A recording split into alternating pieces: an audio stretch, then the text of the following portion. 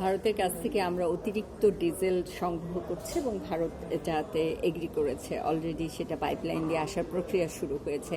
দেখেন, আমি সবসময় একটা কথা বলেছি যে কোনো পরিস্থিতিতে আপনার প্রতিবেশী আপনার কাজে আসবে, আপনার প্রতিবেশীর সাথে সেই সম্পর্কটা ভালো রাখতে হবে। প্রতিবেশীর সাথে আপনি চোখে চোখ রেখে কথা বলবেন, প্রতিবেশীর সাথে আপনার দাবি দেওয়া চোখে চোখ রেখে বলবেন, একই প্ল্যাটফর্মে দাঁড়িয়ে কথা বলবেন। সেটা আপনি ছোট দেশ আয়তনে, আরেকটা আয়তনে বড় দেশ, এইটুকুই। কিন্তু প্রত্যেকটি একটা ইন্ডিভিজুয়াল দেশ, সার্বভৌম দেশ, সেইটার মানমর্যাদা রেখে কাজ করতে হবে। এবং যারা বলেন যে প্রতিবেশী রাষ্ট্রের সাথে সম্পর্কটাকে আপনারা তিক্ত করতে চান, তাদের জন্য বলি, প্রতিবেশীর সাথে সম্পর্ক তিক্ত করে কখনো লাভ হয় না। আপনারা দেখবেন যে ইউক্রেনের আজকে কি অবস্থা। ইউক্রেন যদি আমেরিকার সাথে বন্ধুত্ব না করতো, রাশিয়ার সাথে থাকতো, ইউক্রেনের যে ক্রিমিয়া অংশ 2014 সালে যেটা রাশিয়া দখল করে নিয়েছিল, মূলত ক্রিমিয়াকে কিন্তু ইউক্রেন গিফট করেছিল। ক্রিমিয়াকে রাশিয়া গিফট করেছিল ইউক্রেনকে। হ্যাঁ, ওটা রাশিয়ারই অংশ ছিল। পরবর্তী সময়ে রাশিয়া ওটা আবার দখল করে নেয়, নিজেদের ম্যাপের মধ্যে নিয়ে আসে। এটা কেন হয়েছে জানেন? হয়েছে কারণ আপনি পশ্চিমাদের সাথে যে বন্ধুত্ব করেছেন সেটা রাশিয়ার জন্য হুমকি হয়েছে। এবং বড় রাষ্ট্রগুলো তাদের হুমকির ব্যাপারে সবসময় সচেতন থাকে, কোনো ছাড় দিতে চায় না। ব্যক্তি আপনি হিসেবে চিন্তা করেন যে আপনার যেখানে ইনসিকিউরিটি আছে, আপনি সেই ইনসিকিউরিটি দূর করতে চাইবেন না, আপনি ইনসিকিউরিটির মধ্যে তো থাকতে চাইবেন না। একইভাবে বৃহৎ রাষ্ট্রগুলো, পাশে যে প্রতিবেশী দেশগুলো থাকে, তারা যখন এমন কাউরের সাথে বন্ধুত্ব করে যে সেই বৃহৎ রাষ্ট্রের জন্য সেটা ক্ষতির কারণ হতে পারে, তখন কিন্তু একটা জটিলতা তৈরি হয়। এই জন্য আমি সবসময় বলি যে প্রতিবেশীর সাথে আপনার সম্পর্ক ভালো রাখতে হবে, এটা বিকল্প নাই। এই যে দেখেন, আপনার আজকে ডিজেল প্রয়োজন, আপনার ডিজেল চলে আসলো। হ্যাঁ, এটাই হচ্ছে প্রতিবেশীর সাথে সম্পর্ক। আর পানির হিস্যার যে কথাটা বলছেন, সেটার জন্য আন্তর্জাতিক পথ খোলা আছে। আমার মনে হয় যে বাংলাদেশের গভর্নমেন্টের যদি কূটনৈতিক পর্যায়ে দুই দেশের সম্পর্কের জায়গা থেকে যদি এটা ন্যায্যতা না পাওয়া যায়, তাহলে তো অবশ্যই আন্তর্জাতিক আইন মেনে আন্তর্জাতিক আদালতে যাবার প্রয়োজন আছে। এবং একই সাথে বলতে চাই যে তিস্তা প্রকল্প সেটা বাংলাদেশে অবশ্যই বাস্তবায়ন করা উচিত।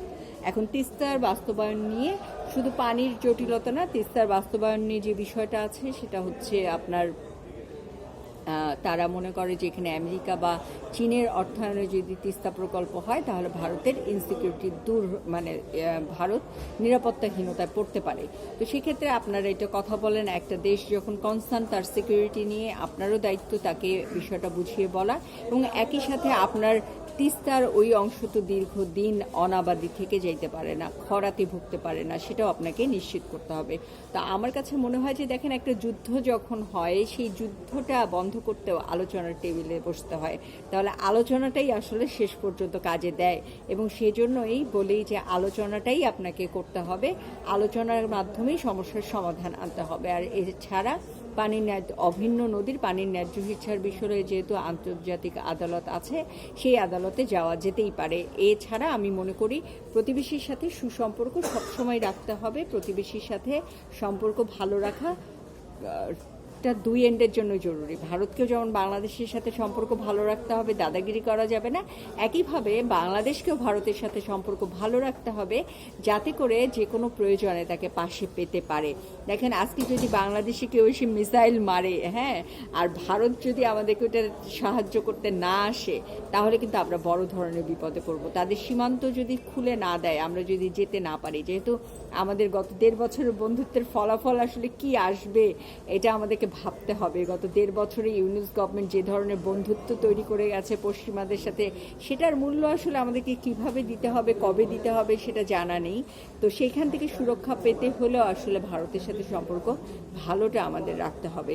কিন্তু আবার ওই এক কথা বলি, ভারতেরও আমাদের সাথে দাদাগিরি করা চলবে না, আর আমাদেরও নতজানু পররাষ্ট্রনীতি নিয়ে চলা যাবে না। আমাদেরকে চোখে চোখ রেখে কথা বলতে হবে, আমাদের দাবি দেওয়া নিয়ে কথা বলতে হবে, অবশ্যই সুসম্পর্কটা বজায় রেখে। কারণ মনে রাখবেন, যেমন মানুষের ব্যক্তি জীবনে পরিবার লাস্ট আশ্রয়স্থল, একই সাথে রাষ্ট্রের ক্ষেত্রে তার প্রতিবেশী খুব গুরুত্বপূর্ণ।